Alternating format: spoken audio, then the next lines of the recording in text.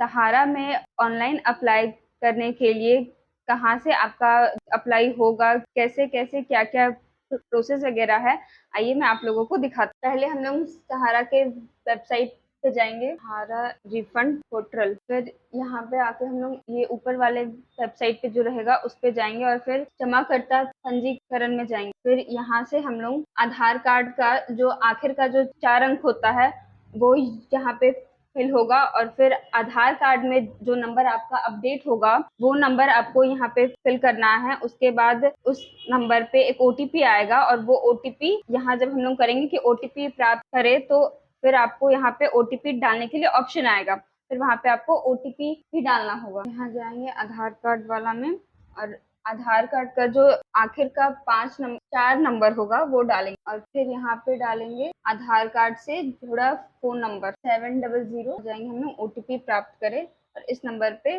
OTP आएगा। यहाँ से हम लोग ओटीपी सत्यापित कर देंगे। ओटीपी को सत्यापित करने के बाद आपके पास कुछ ऐसा स्क्रीन आएगा। उसके बाद आप यहाँ से करेंगे नियम और शर्तें लागू और मैं सहमत। उसके बाद यहाँ ऑप्शन आता है नेक्स्ट का और यहाँ डालेंगे आप अपना आधार नंबर, जहाँ पे आपको अपना पूरा आधार नंबर डालना है। फिर यहाँ एक और ओटीपी आएगा, फिर यहाँ से ओटीपी सत्यापित के बाद देखिए इस तरह से आपका जो भी डिटेल्स होगा यहाँ पे ऑलरेडी आ जाएगा। इसके बाद अगर आपके पास ईमेल आईडी है तो आप यहाँ पे डाल सकते हैं और अगर नहीं है तो आप इसको स्किप भी कर सकते हैं और ये यहाँ पे आपका ऑलरेडी दिखा देगा कि कौन से बैंक में आपका जो पैसा है वो आएगा। जो बैंक आपका मतलब आपके आधार कार्ड से जो बैंक अकाउंट आपका लिंक होगा वो बैंक यहाँ पे ऑलरेडी दिखा देगा और ये आप चेंज नहीं कर सकते हैं। इसको चेंज करने के लिए या तो आपको बैंक जाना होगा या फिर सहारा के ऑफिस ही जाना पड़ेगा, ठीक है। फिर यहाँ से आपके पास अगर है ईमेल तो आप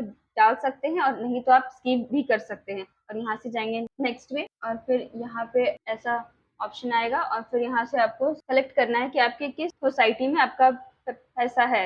यहाँ पे 4 ऑप्शन है, सहारा क्रेडिट कॉर्पोरेटिव सोसाइटी है, हमारा इंडिया क्रेडिट कॉर्पोरेटिव है, ऐसे करके आपका जिसमें भी है आप उसमें डाल सकते हैं। उसके बाद आपको यहाँ डालना है एंटर मेंबरशिप नंबर, आपका जो खाता होगा वो उसमें ये सारा डिटेल्स आपका होगा। देखिए इस टाइप से आपके पास जो आपका सर्टिफिकेट होगा इसमें आपका सर्टिफिकेट नंबर लिखा है, मेंबरशिप नंबर लिखा हुआ है और इसमें आपका जो रिसिप्ट नंबर है वो भी लिखा हुआ है। ये यहाँ हमारे पास जो है इसमें थोड़ा सा मिस्टेक है बिकॉज इसका जो सर्टिफिकेट नंबर है वो ये वाला है और इसका जो मेंबरशिप नंबर है वो यहाँ पे लिखा है।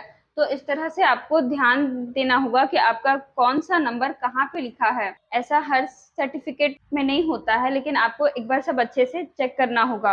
और रिसिप्ट नंबर जो है ये आपका रिसिप्ट नंबर है वो यहाँ पे दिया हुआ है और जो आपका अकाउंट नंबर है वो देखिए यहाँ ऊपर में लिखा हुआ है। तो इस तरह से आपको ध्यान देना होगा कि आपका कौन सा नंबर कहाँ पे लिखा हुआ है और वो सीरियल वाइज है या नहीं। और यहाँ पे आपका लिखा रहता है कि कौन से डेट में आपका जो पैसा है वो स्टार्ट अपने पैसा भरना स्टार्ट कब किया था और यहाँ आपका जो अमाउंट रहता है कि कितना अमाउंट आपका ये नंबर है सर्टिफिकेट का और इसका जो नंबर है वो डाल दिया है एकदम से लास्ट में। इसके लिए जो इसका एक और पेज रहता है उसमें भी चेक करना पड़ता है कि नंबर वही है कि इसमें ठीक है। यहाँ देखिए तो यहाँ पे जो हमारे पास है वो सहारायन यूनिवर्सल मल्टीपर्पज का है सोसाइटी लिमिटेड है। ये इसमें जिसका रिसिप्ट नंबर है वो यहाँ ठीक इसके आगे में लिखा हुआ है और जो मेंबरशिप नंबर है उसका भी ठीक इसके आगे में ही लिखा हुआ है। यहाँ पे इसका सर्टिफिकेट नंबर भी लिखा हुआ है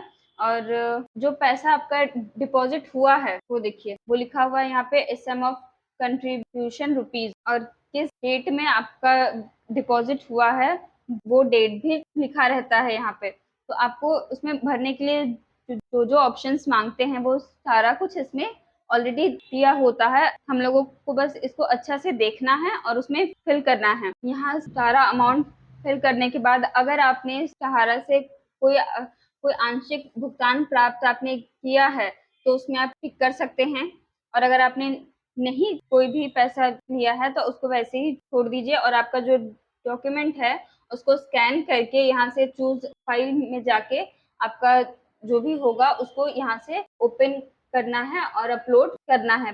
फिर यहाँ पे आपका अपलोड हो जाएगा। और ऐसे ही आपका जितना भी फाइल्स वगैरह होगा उसको यहाँ से दावा जोड़े में ऐड करके आपको फिर से ये सारा जो डिटेल्स है वो भरना होगा और फिर उसको भी अपलोड करके यहाँ से दावा जोड़ना होगा। आप जब वैसे करके ऐड करेंगे तो यहाँ पे जो आपका ब्लैंक दिखा रहा है ये इसमें आपका सारा फिल हो जाएगा और फिर यहाँ ऑप्शन आएगा नेक्स्ट के लिए। यहाँ इतना डालने के बाद फिर आपको इसमें चूज फाइल करके जाना पड़ेगा। उसके लिए आपको अपने व्हाट्सएप पे आना पड़ेगा। यहाँ से सेव इमेज सेव कर रही हूँ प्रेम, फिर यहाँ पर जाएंगे, फिर चूज फाइल। ये ओपन नहीं हो रहा, कहाँ से ओपन कर फाइल से ये वाला जो है ना यहाँ पे गए, ठीक है। इसको पहले सेव करना होता है, सेव इमेजेस प्रेमलता लिखे थे यहाँ पे करते हैं। फिर यहाँ पे चूज फाइल में जाके फिर इसको ओपन कर देंगे, तो यहाँ पे आ जाएगा ऐसे और फिर इस तरह से यहाँ पे दावा जोड़ देंगे और फिर से आपके पास ऐसा इंटरफेस आ जाएगा। और यहाँ पे देखिए, यहाँ पे जो आप ऐड करते हैं यहाँ ऑटोमेटिक आपका यहाँ पे दिखा देगा कि आपका सोसाइटी का ये नाम है, ये आपका सदस्यता संख्या है, रसीद संख्या है, सर्टिफिकेट नंबर है, ये डेट है और इतना आपका अमाउंट है। और फिर इसके अलावा अगर आपका और भी इसमें सर्टिफिकेट्स है तो इसके लिए आप इसमें स्टार्टिंग से इसको ऐड कर सकते हैं और फिर यहाँ पे भी फिर यहाँ पे आके दावा जोड़े में जाएंगे तो आपका फिर से ऐसा वाला आ जाएगा।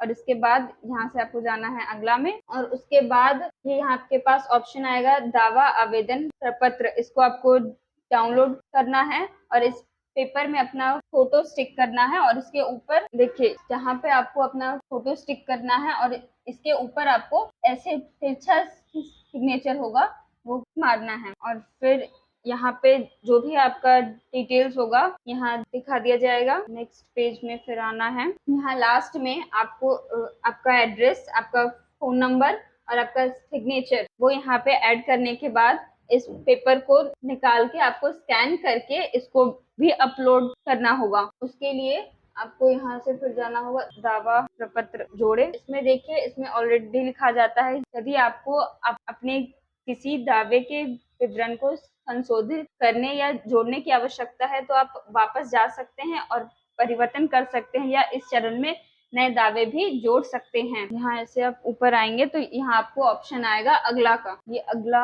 जब आएंगे तो आपके पास ऐसा ओपन होगा। उसके बाद जो पेपर अभी हम आपको दिखाए थे उस पेपर को पूरा फिल करके अपना फोटो स्टिक करके फिर यहाँ पे वो अपलोड होगा और फिर आपको इसमें अपना पैन नंबर भी अपलोड करना है। अगर आपका जो अमाउंट है वो 50,000 से ऊपर है तो इसमें आपका पैन नंबर भी डालना होगा और इसमें आप जो पैन कार्ड है उसको भी स्कैन करके इसमें अपलोड करना होगा और फिर यहाँ ऑप्शन आएगा अपलोड ये करें और इसको आप अपलोड कर दीजिएगा। इसके बाद आपका पूरा कंप्लीट हो जाएगा। मुझे उम्मीद है कि मैं आप लोगों को ये पूरा प्रोसेस जो था वो ठीक से समझा पाई होंगी। धन्यवाद।